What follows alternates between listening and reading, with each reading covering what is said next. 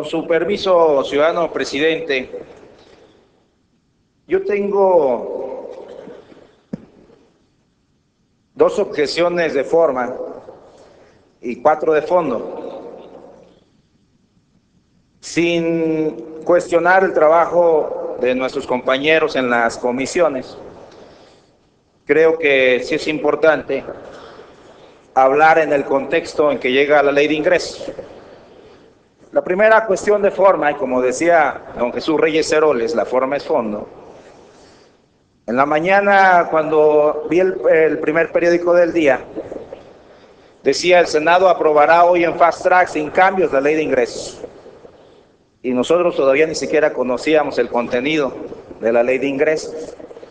Como la ley de ingresos define la política pública del país y además define en qué se va a gastar una vez que haya sido recaudado este recurso, pues obviamente significa que vamos a aprobar la política pública del país en menos de 3 horas en que tuvimos conocimiento de este dictamen. El segundo, de forma, es aprobar una ley de ingresos sin saber en qué se va a gastar, aunque sabemos que es facultad exclusiva de los diputados, la ley de egresos, pero que mínimo, cuando se haga la presentación de la ley de ingresos, se diga en qué se va a ejercer el gasto que nosotros vamos a recaudar a través de la ley que estamos aprobando el día de hoy. Entonces, sabemos lo que se va a recaudar, pero no sabemos a qué se va a destinar. Y creo que eso es otra cuestión de forma bastante importante. Con el poco tiempo que tuvimos de revisar ese dictamen, hacía ojo de buen cubero, y creo que sí deberíamos de darnos el tiempo suficiente para analizar de fondo el documento y que no haya la prisa para que tenga que ser el día de hoy. Pudo haber sido mañana o el lunes o antes de Navidad o después de Navidad. La Constitución establece que una vez cada 6 años, cuando hay cambio de gobierno, el periodo puede ampliarse hasta el día último de diciembre. Pues tendríamos inclusive hasta después de Navidad para revisar el documento y aprobarlo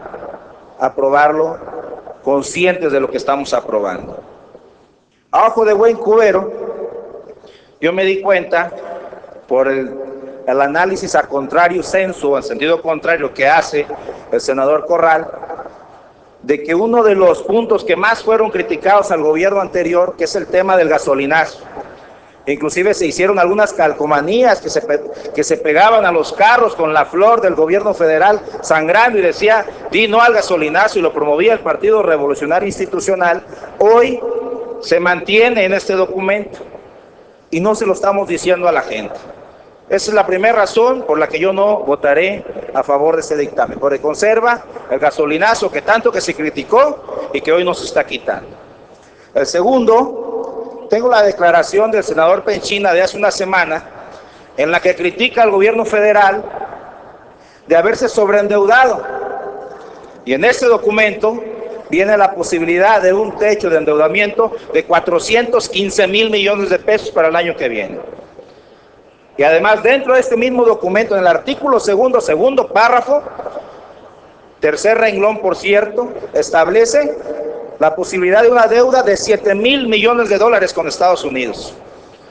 Cuando lo que más se criticó hace apenas una semana era el sobreendeudamiento de los gobiernos del PAN, hoy está establecido en esta ley de ingresos. Y eso es a ojo de buen cubero, porque si nos detenemos a revisarla encontraremos más detalles. Por ejemplo, acabamos de aprobar la Ley de Contabilidad y Gasto Público Gubernamental para revisar a las entidades federativas, y se detienen a revisar el dictamen. Vamos a aprobar la posibilidad de que el Distrito Federal adquiera una deuda de 5 mil millones de pesos.